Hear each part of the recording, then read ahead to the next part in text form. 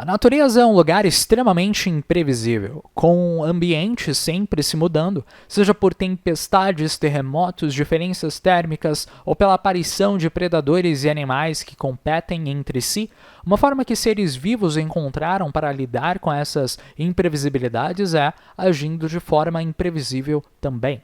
Esse seria um conceito de mutação, que gera novas características ou altera aquelas que já existem. Mutação é genética, algumas são mais favoráveis que outras, aquelas que não são favoráveis acabam sendo mortas, extintas ou não se reproduzindo. As mais favoráveis continuam existindo e sendo passadas para próximas gerações. Dessa forma, a natureza apresenta um problema. O ser vivo aparece com uma característica biológica, física ou psicológica que consegue resolver ou lidar com esse problema. Esse indivíduo acaba passando mais cópias de si mesmo e depois de milhões de anos temos uma nova espécie com aquela característica. Às vezes, essas mutações acabam aparecendo com apêndices ou em juntas, podendo ser evidentes ou às vezes sendo inúteis. Por exemplo, durante o nosso processo de desenvolvimento, nós, seres humanos, começamos a ter cordões umbilicais. Mas por termos cordões umbilicais, durante o nosso desenvolvimento fetal, acabamos tendo umbigos para o resto da vida. A mutação seria o cordão umbilical e uma injunta, ou seja, aquilo que vem junto com essa mutação é ter um umbigo. Dessa forma, vamos imaginar que o ambiente tenha proporcionado um problema, como o de predadores. De repente, um ancestral humano tem uma mutação de cognição, ele é mais inteligente do que os outros, ele percebe melhor as coisas, etc. Isso faz com que ele consiga avisar para o seu grupo que predadores estejam chegando. Então, ele percebe e consegue comunicar isso de uma forma que eles entendam. Esse ancestral humano conseguiu deixar não apenas ele mesmo vivo, como os outros da sua espécie. Ele acabou deixando também mais cópias de si, aqueles que entendiam ele também. Os filhos deles talvez acabassem tendo essas habilidades cognitivas, e depois de milhões de anos nós temos como resultado disso seres vivos com altas habilidades cognitivas, inteligência, capacidades de comunicação, e junto disso temos habilidades como de produzir linguagem. Assim como diferentes formas de se fazer isso, seja por dar sinais ou por deixar coisas registradas, pela arte e pela escrita. Como ser humano, você tem a capacidade de conversar, de ler e escrever. Mas se você não tiver um grupo que te ensine a fazer essas coisas, você simplesmente não as aprende.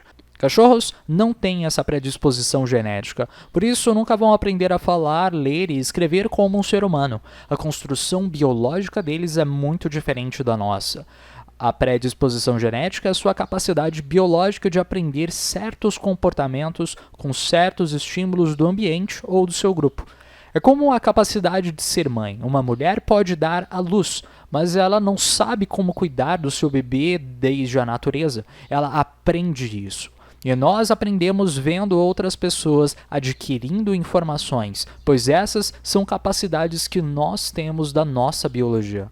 Abelhas conseguem identificar cheiros muito melhor do que imagens. E se você tiver uma dor no estômago, você vai parear ela melhor com uma comida do que com outros estímulos sonoros, por exemplo. Bebês têm a capacidade de sorrir, e quando eles crescem, vão aprendendo pela socialização, observando outras pessoas, quando é a hora certa de se fazer isso, em quais situações e para quais pessoas também. Na parte da sexualidade e da agressão, pessoas têm impulsos para esses comportamentos, mas a sociedade define regras para quando você deve ser assim, mostrando-nos problemas com a teoria behaviorista. Os fatores genéticos do indivíduo importam, mas o ambiente tem um grande efeito nisso também. Você pode ter a capacidade de aprender uma habilidade, mas se não tiver o estímulo para isso, ela pode muito bem nunca ser ativada. Você pode ser uma pessoa com QI enorme, mas se não tiver tido uma boa educação quando criança, se não tiver sido alimentado direito, é bem provável que você não consiga despertar todo o potencial que você biologicamente tivesse. Um dos estudos mais conhecidos que provam isso é um de 1985, que estudou pessoas com e sem genes de esquizofrenia e que foram adotadas por lares de pais com e sem esquizofrenia. Primeiro testaram a chance de um filho sem genes de esquizofrenia e que foi adotado por um casal sem esses genes também desenvolverem a doença. As chances acabaram sendo de 1%. Se eles fossem na rua e encontrassem uma pessoa qualquer, as chances daquela pessoa ser esquizofrênica seriam de 1%. A mesma chance do filho acabar desenvolvendo a doença também. Depois, identificaram pessoas adotadas sem esquizofrenia, mas que um dos seus pais adotivos acabaram apresentando a doença. As chances, então, aumentaram em 3%, apresentando bem mais que o dobro da propensão simplesmente por viver com alguém que apresenta essa doença. Ainda assim, 3% é um número relativamente baixo. Quando os adotados tinham uma predisposição genética para a esquizofrenia e foram adotados por famílias sem a doença, as chances de desenvolvê-la eram de 9%, mostrando como a genética é um fator extremamente importante.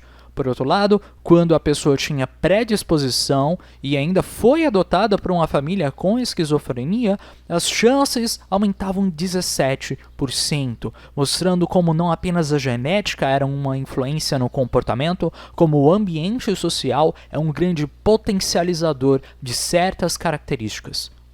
Albert Bandura é um psicólogo que mostra como os efeitos do ambiente, da sua genética e do seu comportamento influenciam um ao outro constantemente.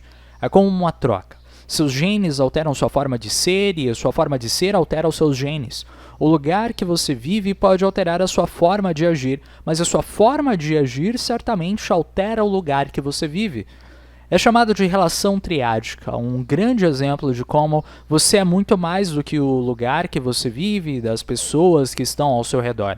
Ou da forma que a natureza te fez, seja você feio, bonito, inteligente ou burro, sua forma de reagir a essas características e situações tem um grande impacto nelas. E uma das formas que temos de mudar o nosso comportamento é por modelagem, a sua capacidade de ver outras pessoas e imitar elas. Com sua predisposição genética, tudo isso fica bem mais fácil de ser aprendido. Se você é um ser vivo e vai viver num ambiente, em qualquer ambiente, existem problemas que você precisa solucionar. Esses podem ser problemas adaptativos que precisam ser resolvidos, caso contrário, você e sua espécie não vão sobreviver. São problemas como encontrar comida nutritiva, encontrar um parceiro, evitar infecção letal. E também existem problemas que beneficiam você e sua espécie ou sociedade, mas que não são tão necessários assim.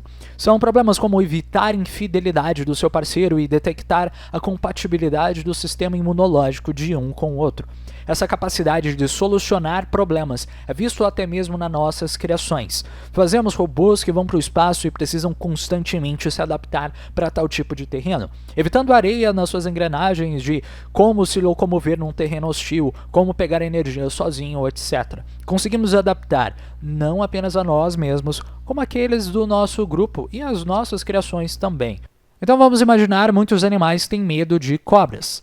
Gatos, por exemplo, são biologicamente programados para interpretar uma coisa comprida e verde como um predador, de modo que se você tacar um pepino para o gato, ele vai agir como se fosse realmente uma cobra, porque no passado é possível que cobras fossem predadores comuns e aqueles gatos e animais mais propensos a identificar esse tipo de perigo foram aqueles mais propensos a sobreviverem e se reproduzirem. Seres humanos não têm apenas a capacidade de perceber perigo, mas temos também a capacidade de imaginá-lo e avisar para outras pessoas do nosso grupo. Então, apesar de não termos programação para ter medo de cobras especificamente, e sim uma facilidade a mais para identificar essa forma de perigo, o psicólogo Jordan Peterson aponta como muitas das nossas representações de monstruosidades fazem alusões a esses perigos do passado evolutivo. Nós temos na nossa genética a noção do perigo dessas coisas e expressamos esses perigos pelas nossas narrativas culturais, como arte e religião. Coisas como a cobra do Éden, os dragões medievais e até mesmo o basilisco e o Lorde Voldemort de Harry Potter seriam representações desse perigo. E tudo isso depende de uma predisposição biológica e genética. Carl Jung chamaria isso de inconsciente coletivo. Nossos antepassados tinham problemas com predadores, por isso se adaptaram para perceber esses perigos melhor. Na atualidade, diabetes e acidentes de trânsito matam muito mais do que esses animais. Porém, um filme com um monstro gigante é muito mais divertido de se assistir do que um filme com hambúrguer ou carros assassinos. Pela seleção natural, os nossos antepassados que mais passaram cópias de si mesmos foram aqueles que tiveram melhores adaptações de contornar esses problemas naturais, deixando para nós predisposição genética de fazer o mesmo. No caso humano, não apenas habilidades cognitivas, mas habilidades físicas também. Somos seres extremamente versáteis, basta ver as Olimpíadas para perceber isso. Conseguimos nadar, saltar, correr, somos adaptados não apenas na parte da nossa cognição, mas na parte física também. Perceber um perigo mesmo que ele não exista é algo que beneficia muito mais do que ignorar a possibilidade dele existir. Por isso, imaginar que existe uma cobra quando não tem é algo muito melhor do que ignorar a possibilidade de uma verdadeira estar ali e ser comido por causa disso. Esse tipo de percepção não acontece apenas com o perigo. Homens têm esse tipo de percepção do que é chamado de atenção sexual também. Imagine então um homem que acabou de ver uma mulher sorrindo para ele, tendo ele feito uma ação ou não. Ele infla a percepção imaginando que a mulher em questão esteja sorrindo por estar sexualmente interessada nele. Uma mulher que esteja só sendo amigável pode parecer para esse homem como interessada também, pois o erro de pensar que uma mulher está sexualmente atraída, mesmo que ela não esteja, traz mais benefício e é menos penoso do que pensar que uma mulher que realmente esteja atraída não esteja na imaginação dele, o que nos faz entrar para o próximo tópico. Animais mais complexos vão além dos processos de serem selecionados naturalmente. Eles também selecionam e competem entre si, por aqueles que aparentam ter os melhores tipos de genes ou habilidades que favoreçam sua reprodução.